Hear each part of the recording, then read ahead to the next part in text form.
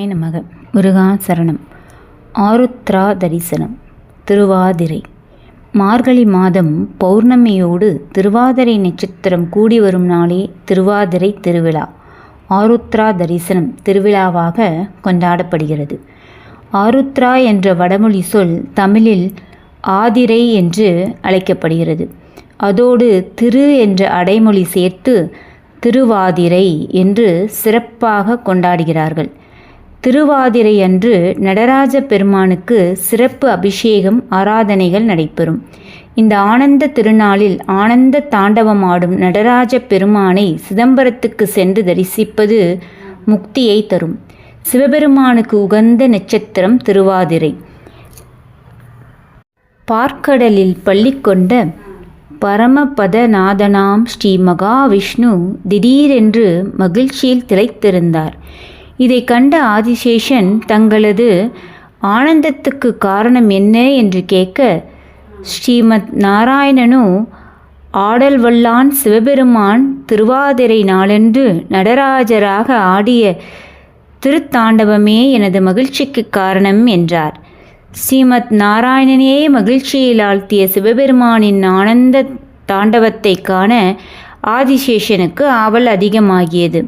தன்னுடைய ஆசையை பரமபதநாதனிடம் சொல்ல, அவரோ ஆதிசேஷனுக்கு ஆசி அளித்து அனுப்பினார். பூலோகத்தில் பதஞ்சலி முனிவராக அவதரித்தார் ஆதிசேஷன். ஆதிசேஷன் பாதி முனிவராகவும் பாதி பாம்பாகவும் உருகொண்டு பூலோகத்தில் தவம் இருந்தார்.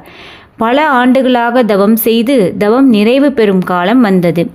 இவ்வாறு தவம் செய்து கொண்டிருக்கையில் பதஞ்சலி முனிவர் முன்பு சிவபெருமான் தோன்றி திருக்காட்சி அளித்தார்.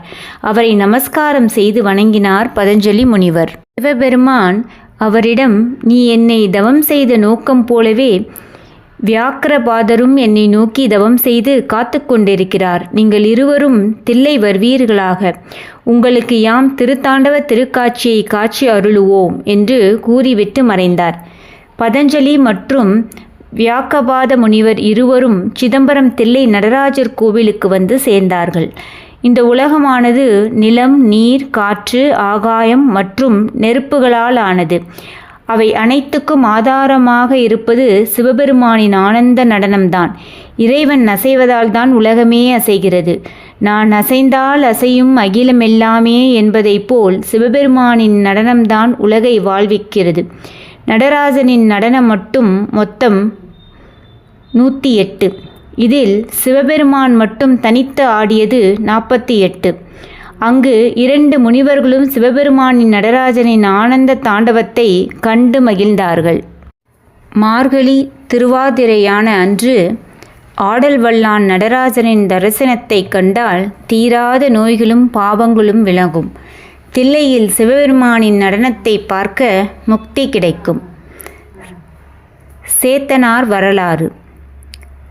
சேந்தனார் என்பவர் ஒரு விறகு வெட்டி. அவர் சிதம்பரம் அருகே உள்ள ஒரு ஊரில் வாழ்ந்து வந்தார். அவர் சிறந்த சிவபக்தர். தினமும் ஒரு சிவனடியாருக்காவது உணவளித்துவிட்டு பிறகுதான் உண்ணுவது சேத்தனாரின் கடமையாக இருந்தது. சேந்தனாரின் பக்தியை உலகுக்கு உணர்த்த சிவபெருமான் திருவுள்ளம் கொண்டார். ஒரு நாள் மழை பெய்து அதனால் விறகு விற்க முடியவில்லை. விறகு விற்றால்தான் அரிசி வாங்குவதற்கு பணம் கிடைக்கும். எனவே அவரால் அன்று சமையல் சமைக்க முடியவில்லை. மாறாக அரிசியை பொடித்து மாவாக்கி அதில் களி செய்து சிவனடியார் யாரேனும் வருவார்களா என்று எதிர்பார்த்து காத்திருந்தார். ஆனால் யாரும் தென்படவில்லை. மனம் நொந்தவரின் வீட்டில் சிவபெருமான் சிவனடியார் வேடம் பூண்டு சேந்தனாரின் வீட்டுக்கு சென்றார். அவரிடம் உண்ண ஏதாவது இருக்கிறதா என்று கேட்டார். அவரோ அகமகிழ்ந்து களியை அவருக்கு அன்போடு அளித்தார். அதை அன்போடு மனமகிழ்ந்து ஏற்றுக்கொண்டார் சிவபெருமான்.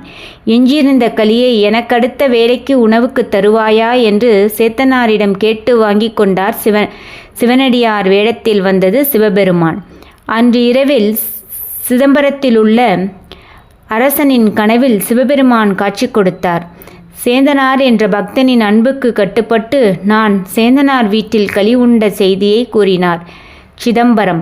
மறுநாள் அதிகாலை வழக்கம் போல் தில்லைவாழ் அந்தணர்கள் சிதம்பரம் திருக்கோயிலின் கருவறையை திறந்தார்கள். அப்போது எம்பிரானை சுற்றி களி சிதறல்கள் இருப்பதை கண்டார்கள். இது என்ன அதிசயம் என்று வியந்தார்கள். உடனே அரசருக்கு செய்தியை தெரிவித்தார்கள். இதை கேட்ட அரசன் நேற்றிரவு தான் கண்ட கனவை நினைத்து மகிழ்ந்தான். அப்போது சிதம்பரத்தில் தேர் திருவிழா நடந்து கொண்டிருந்தது. அரசன் உட்பட அனைவரும் அங்கிருந்தார்கள்.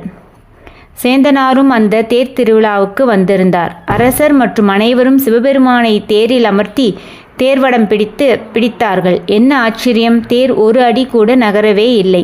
மழை காரணமாக சேற்றில் சிக்கிய தேர் அசையாமலும் இருந்தது. மன்னன், மக்கள் அனைவரும் மனம் வருந்தினார்கள்.